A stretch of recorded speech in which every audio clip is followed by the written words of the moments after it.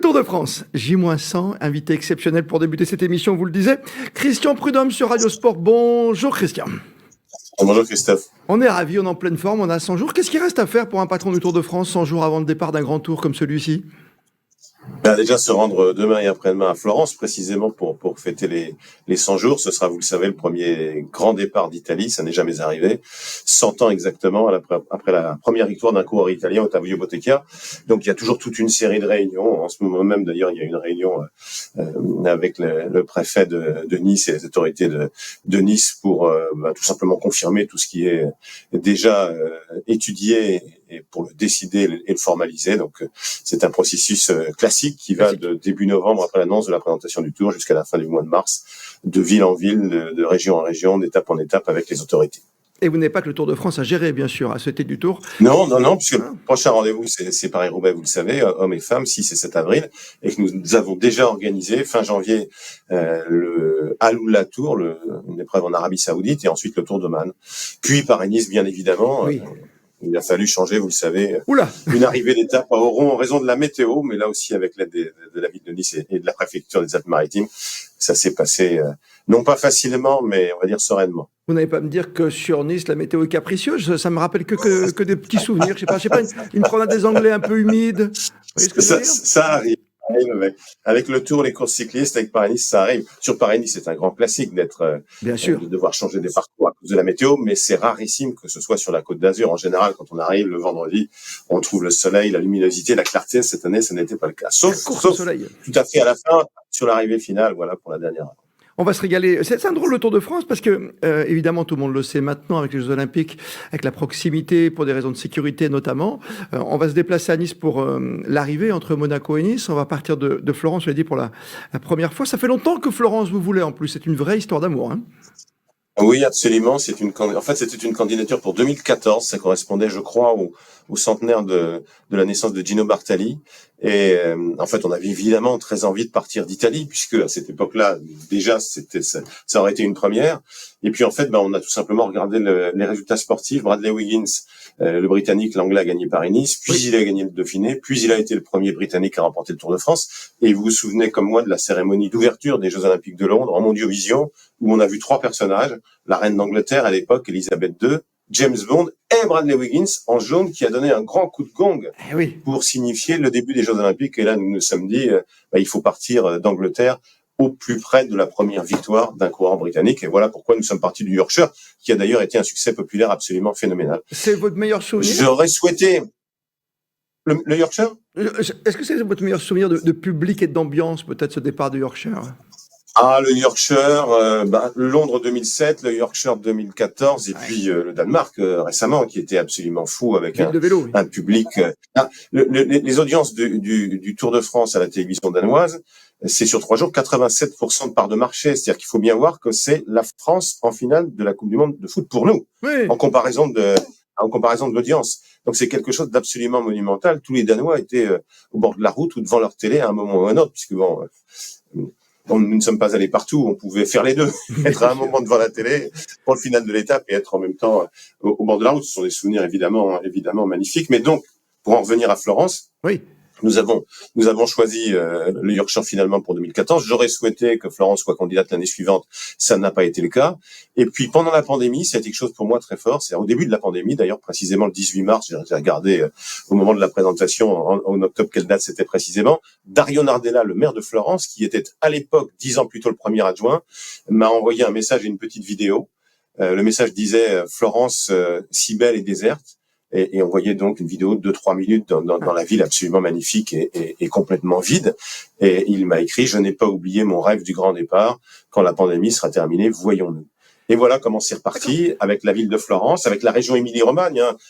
Florence est en Toscane, je n'apprends rien à personne, mais c'est la ville de Florence, la région Toscane, qui nous permettra d'aller de l'Adriatique, chez Pantani, jusqu'à la région Piémont. Et la région Piémont aussi, qui était à l'origine d'une candidature. Il y avait 2 candidatures. Et elles se sont fondues à un moment. Le président de la région Piémont s'est rallié à la candidature Florence et Émilie-Romagne pour aboutir donc à ce grand départ qui viendra samedi 29 juin. Bien sûr, le plus dur finalement dans l'exercice du Tour de France pour ceux qui ont envie de le recevoir, de l'accueillir, départ arrivé, grand départ, c'est de vous séduire, Christian Prudhomme. C'est pas simple de séduire. On a la chance. On a la chance d'avoir 300 candidatures pour les étapes, d'avoir aussi un cahier des charges bien rempli pour les grands départs, ce qu'on appelle les grands départs, le départ du Tour de France. Et puis, mais vous savez, comment on fait un parcours du Tour c'est évidemment un mélange, un équilibre d'étapes de plaine, de montagne, de moyenne montagne, de contre-la-montre. C'est le respect des règles de l'Union cycliste internationale. Et puis, on joue aussi beaucoup avec la géographie. Si vous tracez une ligne droite du Pays Basque à l'Alsace, à l'ouest de cette ligne droite, il n'y a pas de montagne, mais il y a la Bretagne. Je sais, on n'y va pas cette année, mais il y a la Bretagne, il y a la Normandie, mais il y a le Nord, mais il y a la Vendée, donc des régions, des territoires qui adorent le vélo, qui adorent le Tour. Donc bien sûr que nous devons y aller régulièrement. L'aspect sportif, il est déterminant dans le parcours du Tour, mais on regarde évidemment aussi l'aspect esthétique, les prises de vue dominantes. La prise de vue dominante, c'est celle de l'hélicoptère. C'est de la culture, c'est de l'histoire, c'est de la géographie. Et puis, il y a un aspect logistique évident. Je prends par exemple les Pyrénées. Nous allons où nous voulons sportivement dans les Pyrénées, mais en revanche, pour repartir, on se place le plus possible sur l'autoroute Pau, Lourdes, Tarbes, Saint-Gaudens, Muret, Toulouse, parce que tout simplement, les seuls hébergements possibles pour la caravane du Tour, en France, qui est pourtant le premier pays touristique au monde, c'est ou Pau ou Toulouse. Autrement, il faut aller en Espagne, dans le Val d'Aran ou en Principauté d'Andorre. Donc, ce sont des éléments qui comptent, bien évidemment, puisque si on arrive à Saint-Lary-Soulan, par exemple, et que les coureurs sont hébergés à Pau, ensuite, il faut repartir en bus d'équipe. Ça prend 1h15, 1h30, 1h45. Donc, bien évidemment qu'on n'a pas envie de leur infliger le lendemain à nouveau un long déplacement si on repart de Pau, qui est toujours candidate, et merci infiniment à la ville de Pau. Ils font 200 mètres, 500 mètres, 2 kilomètres à vélo, ils peuvent arriver beaucoup plus tard et donc se reposer davantage. Oui, il faut tracer, c'est le plus compliqué, bien sûr. Il y a toujours des Alpes et des Pyrénées, ça change jamais. On va arriver très, très vite dans les montagnes cette année, une fois qu'on a passé le Piémont. Alors oui, d'ailleurs, même la première étape sera la plus rude en termes de dénivelé qui ait jamais existé. Plus que Bilbao ? C'est pas forcément une volonté. Oui, ça n'est pas forcément une volonté. Oui, encore plus. Mais ça n'est pas une volonté de notre part, ou de Thierry Gouvenou, de Pierre-Yves Thou, mon adjoint, de moi-même. C'est simplement que pour aller de Florence jusqu'à Rimini, jusqu'à Adriatique, on passe par Saint-Marin, et donc il y a du dénivelé, il y a des côtes, il y a parfois des routes étroites, donc ça va être une vraie première étape où on va voir des favoris du classement général devant, plus encore le lendemain avec un final pour Puncher par le mur de San Luca, qui est très très raide et qui sera à franchir 2 fois tout près de l'arrivée. Et puis ensuite, oui, dès le 4e jour, le retour en France, par Sestrières et ensuite en arrivant à Valloire, donc par-delà le Galibier, puis on retrouvera ensuite de la plaine, des contre-la-montre, les fameux chemins blancs, etc., avant de revenir par le Massif central et les Pyrénées. J'ai bien fait de mettre le Galibier aujourd'hui. Non, mais voilà, juste... Et puis après, pour les prises de vue, c'est bien pour Jean-Paul Olivier qui sera avec nous dans un instant pour parler de ce Tour de France pendant 1 heure sur Radio Sport. Après, on va passer par les Alpes. On va pas tout faire, toutes les étapes, parce qu'on aura le temps de se reparler, bien sûr. Juste, on essaie de trouver des petites choses. Quand on a commencé le Tour de France ensemble, on est à peu près de la même génération. Il y avait toujours ce grand prologue. Il y avait des je vous le confirme. Je te le confirme. C'est vrai, Christian, on a commencé avec des grands prologues qui durent une éternité. Moi, mon premier, je m'en souviendrai toute ma vie parce que c'était en 88, mon premier Tour de France. Donc, c'est Delgado qui gagne. Donc, en 89, c'est Delgado qui rate le départ. Donc, c'est des choses, c'est plein d'images comme celle-ci. Et aujourd'hui, on voit qu'on met toujours une première étape très difficile. Mais ce qui nous fait plaisir, c'est retrouver ce fameux contre-la-montre. Personne n'a oublié les 8 petites secondes, les Monfignon. Ce serait trop beau de retrouver un tel final. C'est presque impensable avec le parcours que vous offrez quand même. Ah, ça, on peut pas savoir. Le parcours, il est fait pour qu'il y ait du suspense. Maintenant, ça dépendra de ce que font évidemment les coureurs. En revanche, je l'ai dit plusieurs fois dans les interviews, on ne remplace pas Paris comme ça. C'est-à-dire, pour remplacer Paris en 2024, nous savions depuis longtemps qu'on ne pourrait pas arriver à Paris. Les forces de l'ordre, les forces de sécurité, la police, la gendarmerie, les pompiers seront évidemment largement concentrés sur les Jeux, et c'est normal. Ils seront là aussi sur le Tour de France. Mais il fallait sortir de la région parisienne. Donc, pour remplacer Paris, il fallait des villes qui rayonnent, qui résonnent, qui ont une aura formidable. On parle de Nice, on parle de Monaco, on est en Australie, on est au Japon, on est aux États-Unis, au Canada, on sait de quoi on parle, on sait où on est. Oui. Et puis surtout, et en effet, c'est pour ça qu'il y a le contre-la-montre, ça nous permettait de remettre un volet sportif très important. Les Champs-Élysées, c'est toujours l'une des plus fortes audiences du Tour, notamment à l'étranger. C'est le prestige de Paris, c'est la beauté de Paris. Il y a un sprint final, c'est une procession, le maillot jaune est consacré. Là, ce sera pas du tout ça, puisqu'à 48 heures de l'arrivée finale, les coureurs passeront par le col de la Bonnette, 2802 mètres, c'est la plus haute route de France. Le lendemain, il y aura 4600 mètres de dénivelé pour aller de Nice à la Couilleule, et qu'enfin, il y aura ce contre-la-montre de Monaco à Nice, 34 km, très sélectif, 700 mètres de dénivelé. On part sur la ligne du Grand Prix de Monaco, le plus beau, le plus célèbre Grand Prix de Formule 1 au monde. le tunnel à l'envers, on va monter par Beau-Soleil. Enfin, vous connaissez ça par cœur, oui, bien mieux que je l'ai fait il moi. n'y a pas longtemps, je l'ai On repéré. remonte jusqu'à la Turbie, on descend, on passe par le col d'Aise. J'ai pris un vélo électrique, hein. J'ai pris un vélo électrique, et on Christian. descend. Non, parce que franchement, pour arriver jusqu'à la place Masséna, le plus dur, c'est le col d'Aise. Hein, voilà, comme disent les cyclistes, le petit coup de cul là, vers les tennis, c'est quelque chose. 1,5 km qui est très, très raide. Oh, incroyable. Et puis les images vont être magnifiques du col d'Aise quand on va dominer de la grande corniche toute la Méditerranée. C'est exceptionnel. Bien sûr, mais ça fait partie. Ça, c'est une différence fondamentale entre le Tour de France, les grandes épreuves de cyclisme sur route et tout le reste du sport, c'est que le décor compte bien sûr d'abord l'exploit des champions et des championnes sur la version féminine du Tour que nous avons relancée il y a 2 ans, mais le décor compte énormément et bien évidemment quand on est à Nice sur la Côte d'Azur entre Monaco et Nice, on a le prestige du nom, Nice, Monaco, Côte d'Azur, mais on a aussi la beauté des paysages, la mer juste à côté, la montagne juste à côté, et ça va être formidable. Le décor magnifie, sublime l'exploit des champions. J'ai croisé à peu près 47 coureurs, parce que ce sont 47 résidents monégasques. Ils sont heureux, ils vous remercient, parce qu'ils peuvent repérer quand ils souhaitent, évidemment. C'est vrai qu'ils sont chez eux. Ça reste une exception, ça restera une exception, Nice. On retournera ad vitam aeternam depuis Mourouzi et le président Giscard d'Estaing sur les Champs-Élysées à chaque fois. En tout cas, on sera sur les Champs-Élysées en 2025 pour les 50 ans de la première arrivée. Hein. C'était 1975. Vous vous souvenez, j'étais, à titre personnel, j'avais 14 ans et j'étais avec ma mère et ma sœur, place de la Concorde, à la sortie du métro de Tuileries, enfin côté rue de Rivoli. Ouais. Et nous avons vu passer complètement ébahis 2 coureurs échappés, le maillot arc-en-ciel d'Eddy Merckx et dans sa roue le maillot jaune Bernard Thévenet, puisque jusqu'au bout, le plus grand champion de l'histoire, Eddy Merckx, a contesté la victoire cette année-là à Bernard Thévenet. Donc, ce sont des souvenirs formidables. C'est Walter Godefroth, le Belge, qui avait finalement gagné. Je me souviens d'ailleurs, j'ai un autre souvenir, mais comme j'allais dire un petit gamin lambda, la bouteille d'orangina était à 5 francs à l'époque et ma mère nous avait dit, bon, vous en buvez un, mais vous n'en buvrez pas 2. Parce que c'était un prix absolument démoniaque pour l'époque. Mais bon, chacun peut en profiter. Ce qui est formidable avec le Tour de France avec vous, en plus Christian Prudhomme, c'est que ça génère toujours des souvenirs, nos petites madeleines. Pour pas prendre trop de votre temps et conclure, peut-être il y a plein de points étapes. On a parlé beaucoup d'Italie, de Monaco, on a parlé un peu des Pyrénées, mais il y a 2-3 étapes.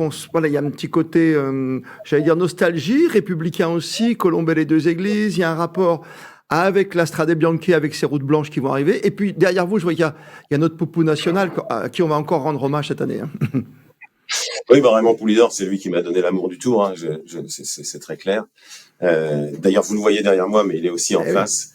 Nous irons à Sanarès-Soulan pour les 50 ans donc, belle étape des Pyrénées, grande étape des Pyrénées. Ces dernières années, quand on monte, pour ceux qui connaissent, quand on monte au-dessus de Sanarès-Soulan, il y a une fourche à un moment. Ces dernières années, on est parti à droite vers le col du Portet. Là, on ira à gauche vers le Pla d'Adet, où Raymond avait triomphé en 1974, il y a 50 ans. C'était sa toute première victoire, toute dernière victoire d'étape sur le Tour. Il avait distancé le formidable Eddy Merckx qui allait néanmoins remporter son 5e Tour de France. Il avait 38 ans et il allait finir 2e du Tour de France, encore 3e du Tour sur le podium 2 ans après, en 1976 à 40 ans. Donc oui, il y a toujours ça. Il faut se projeter vers l'avenir, mais il faut ne pas oublier ses racines, j'en suis convaincu. Le fait qu'on aille à Colombey les 2 églises alors qu'on part d'Italie et que le maillot jaune qui a serré la main du général de Gaulle en 1960, c'est Gastone Nencini. Nous serons sur sa route d'entraînement. On partira devant chez Bartali, juste parmi les nations. Hein, Gino Bartali, vainqueur du Tour de France à 10 ans d'intervalle, le seul 38-48 par-delà la guerre, mais qui surtout a caché et protégé des enfants juifs, leur a fourni des papiers pendant la guerre et il n'a jamais voulu se vanter, dire qu'il l'avait fait. C'est juste à la fin de sa vie où il a dit oui, c'est vrai, j'ai fait ça, il est juste parmi les nations. On partira de chez lui. Nencini, je le disais, on ira chez Pantani, hein, en ombre et lumière, mais Pantani, c'est encore tellement impressionnant en Italie de voir son nom partout dans les montées de col. C'est vraiment très très fort. Et puis on sortira par Tortone où est mort Fausto Coppi.